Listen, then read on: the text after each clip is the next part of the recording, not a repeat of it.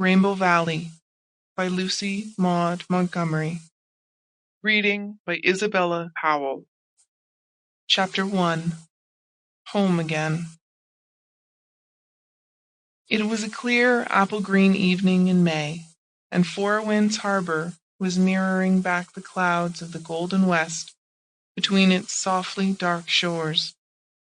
The sea moaned eerily on the sandbar, sorrowful even in spring, but a sly, jovial wind came piping down the red harbour road, along which Miss Cornelia's comfortable, matronly figure was making its way towards the village of Glen St. Mary.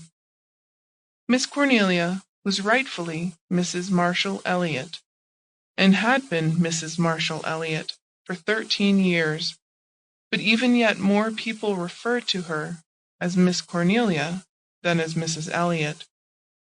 The old name was dear to her old friends. Only one of them contemptuously dropped it.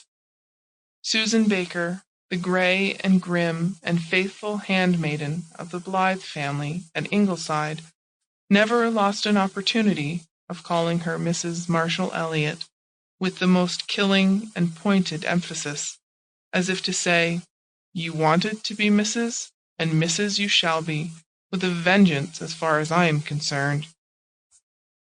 Miss Cornelia was going up to Ingleside to see Dr. and Mrs. Blythe, who were just home from Europe. They had been away for 3 months, having left in February to attend a famous medical congress in London, and certain things, which Miss Cornelia was anxious to discuss, had taken place in the glen during their absence. For one thing, there was a new family in the manse, and such a family! Miss Cornelia shook her head over them several times as she walked briskly along.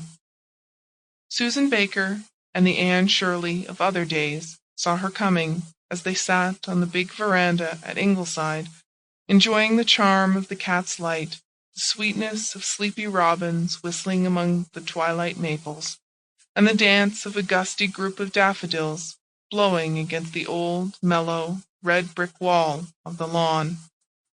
Anne was sitting on the steps, her hands clasped over her knee, looking in the kind dusk as girlish as a mother of many has any right to be, and the beautiful grey-green eyes, gazing down the harbour road, were as full of unquenchable sparkle and dream as ever.